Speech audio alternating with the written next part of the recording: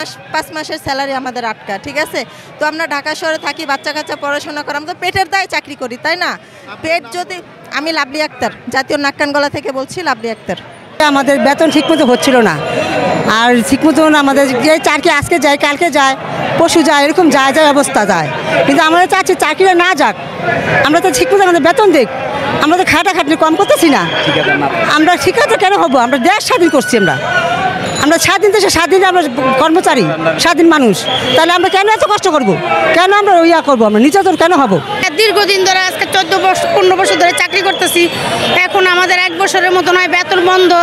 আমাদের বেতন দিবে বলে আমরা ডিউটি করেই যাইতেছি, আমাদের তো বেতন দিতেছে না। এখন আমরা কিভাবে চলি? চাকরির নিশ্চিন্ত নাই।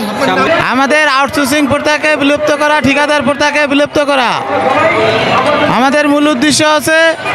ঠিকাদার প্রথা বিলুপ্ত করে স্ব পদে শিক্ষাগত যোগ্যতা বয়স শিথিল করে স্থায়ী নিয়োগ দেওয়া। সারা বাংলাদেশ থেকে আউটসোর্সিং এসেছি, আমরা এই দাসত্ব প্রথার বিরুদ্ধে, এই ঠিকাদার প্রথা বাতিল চাই। এবং আমাদের পেট্রো বাংলার অধীনস্থ পেট্রো বাংলা আমাদের নিয়োগ দিয়েছে, অথচ এই ঠিকাদার এসে আমাদের শোষিত করে যাচ্ছে। এই ঠিকাদারের আওতায় আমরা আর থাকতে চাই না, আমরা সরাসরি পেট্রো বাংলার অধীনস্থ প্রতিষ্ঠানগুলিতে আমরা কর্মরত থাকতে চাই। আমরা 626 জন আউটসোর্সিং কর্মরত আছি। আজকে আপনারা জানেন, প্রিয় সাংবাদিক ভাইরা, আপনারা জানেন যে বিগত অনেক বছর থেকে আমাদের এই আন্দোলন চলমান, কিন্তু এই বৈষম্য বিরোধী ছাত্র আন্দোলনের সফলতা অর্জন করার পর, দেশ পুনরুদ্ধার স্বাধীন হওয়ার পর থেকে আজকে আমাদের আন্দোলন, আজকে রাজপথে আমাদের থাকার কথা না, আমাদের আন্দোলন এতদিন পূরণ হওয়ার কথা ছিল। কিন্তু দুঃখের বিষয়, আমরা বৈষম্যের শিকার।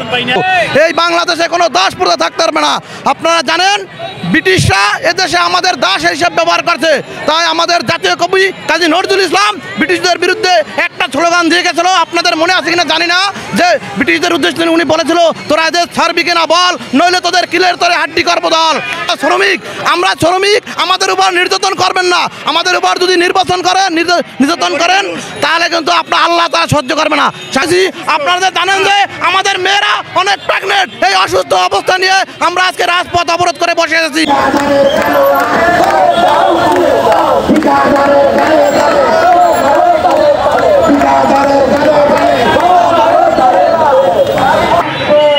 আমরা আজকে উপস্থিত হয়েছে সারা বাংলাদেশের সমস্ত আউটসোর্সিং যত স্ব প্রতিষ্ঠানের মাধ্যমে আছে, সবাই একযোগে আমরা আন্দোলনের ডাক দিয়েছি।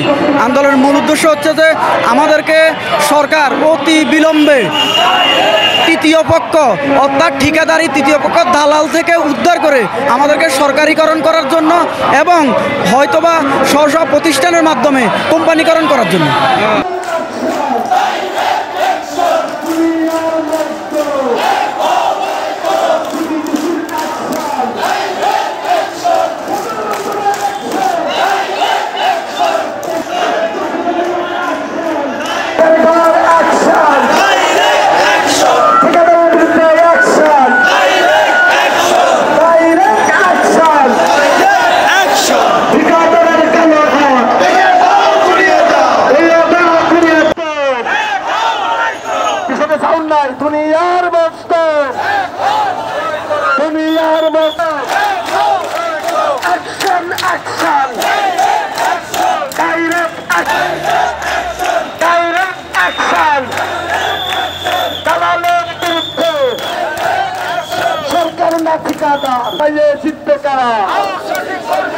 আউটসোর্সিং এর সৈনিকেরা, এই লড়াইয়ে জিতবে কারা?